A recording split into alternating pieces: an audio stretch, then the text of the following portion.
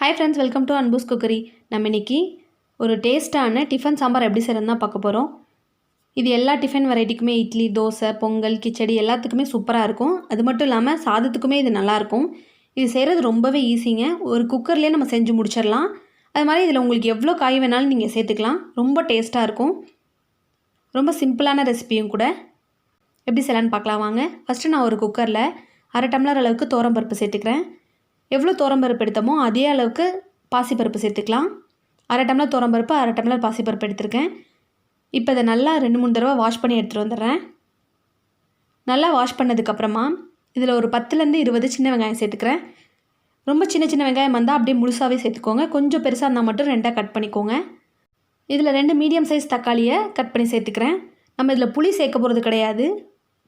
உங்களுக்கு புளிப்பு எவ்வளோ தேவையோ அதுக்கு தகுந்த மாதிரி நீங்கள் தக்காளி சேர்த்துக்கோங்க.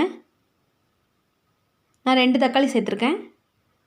அது மாதிரி இதில் காரத்துக்கு நான் 2 பச்சை மிளகாய் நறுக்கி சேர்த்துக்கிறேன். நான் மிளகாய்த்தூள் சேர்க்க போகிறதில்ல. உங்களுக்கு மிளகாய்த்தூள் வேணும்னா பச்சை மிளகாய் ஸ்கிப் பண்ணிட்டு சேர்த்துக்கோங்க. ஒரு மீடியம் சைஸ் கேரட்டை இந்த மாதிரி துண்டாக நறுக்கி சேர்த்துக்கிறேன். அது மாதிரி 2லேருந்து 3 பீன்ஸ் சின்ன சின்னதாக நறுக்கி அதையும் சேர்த்துக்கிறேன். ஒரு சின்ன சைஸ் உருளைக்கிழங்க தோல் சீவிட்டு சின்ன சின்னதாக நறுக்கி அதையும் சேர்த்துக்கிறேன். இது கூடவே நீங்கள் கத்திரிக்காய் வேணால் சேர்த்துக்கலாம். அப்படி இல்லை அப்படின்னா மஞ்சள் பூசணிக்காய் இருக்குது பாருங்கள், அது சேர்த்துக்கிட்டிங்கனாலும் நல்லாயிருக்கும். இப்போ கொஞ்சமாக இதில் மஞ்சள் தூள் சேர்த்துக்கிறேன். கொஞ்சம் இதில் பெருங்காயத்தூள் சேர்த்துக்கிறேன். இப்போ இதில் 2 கப் அளவுக்கு தண்ணி சேர்த்துக்கிறேன். தண்ணி சேர்த்துட்டு நம்ம இதை ஒரு மூடி போட்டு ஒரு மீடியம் ஃப்ளேமில் நான் ஒரு 5லேருந்து 6 விசில் வச்சுக்கிறேன். 5லேருந்து 6 விசில் வச்சிங்கன்னா உங்களுக்கு அந்தளவுக்கு கடைய தேவையில்ல. அதுவே பருப்பே நல்லா மசிஞ்சிரும். விசில் வந்ததுக்கப்புறமா பார்க்கலாம். இப்போ விசில் ஸ்டீம் ஃபுல்லாக இறங்கிடுச்சு. இப்போ பார்த்தீங்களா நம்மளோட பருப்பு நல்லா மசிஞ்சிருக்கு. ஆனால் காயெல்லாம் உங்களுக்கு முழுசாக தான் இருக்கும். பருப்பு நல்லா மசிஞ்சிரும். இப்போ ஒரு கரண்டியை வச்சு ஒரு தடவை லைட்டாக கலக்கி விட்டுருங்க. கலக்கி விட்டாலே போதும், உங்களுக்கு நல்லா மசிஞ்சிரும். இப்போ நல்லா மசிஞ்சிருச்சு. ஃபஸ்ட்டு நம்ம இதுக்கு ஒரு தாளிப்பு கொடுத்துடலாம். ஃபஸ்ட்டு நான் ஒரு தாளிக்கிற கரண்டி வச்சுருக்கேன். அதில் 2 டேபிள் ஸ்பூன் அளவுக்கு எண்ணெய் சேர்த்துக்கிறேன். எண்ணெய் சூடானதுக்கப்புறமா கொஞ்சமாக கடுகு சேர்த்துக்கிறேன். கடுகு பொரிஞ்சதுக்கப்புறமா ஒரு 1/2 டீஸ்பூன் அளவுக்கு உளுந்தம்பருப்பு சேர்த்துக்கிறேன்.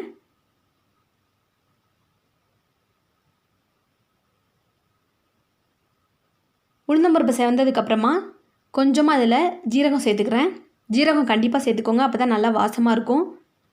ஜீரகமும் பொரிஞ்சதுக்கப்புறமா கொஞ்சமாக இதில் பெருங்காயத்தூள் சேர்த்துக்கிறேன். இப்போ இதில் கருவேப்பிலை சேர்த்துக்கலாம்.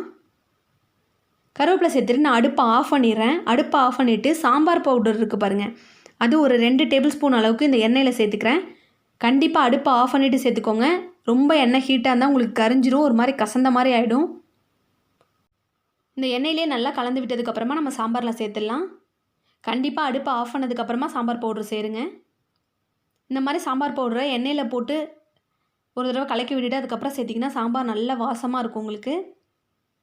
இதுக்கு நமக்கு சாம்பார் தூள் மட்டும் போதும். உங்களுக்கு வீட்டில் அரைச்சதுனாலும் சரி, இல்லை கடையில் வாங்கினதுனாலும் சரி, எது வேணால் சேர்த்துக்கலாம். இப்போ நான் இதில் 2 டம்ளர் அளவுக்கு தண்ணி சேர்த்துக்கிட்டேன். ஏன்னா சாம்பார் ரொம்ப திக்காக இருக்கிறதுனால நான் சேர்த்துக்கிட்டேன். உங்களுக்கு எவ்வளோ தண்ணி வேணுமோ அந்தளவுக்கு சேர்த்துக்கோங்க. இப்போ தண்ணி சேர்த்ததுக்கப்புறமா தேவையான அளவுக்கு உப்பு சேர்த்துக்கலாம்.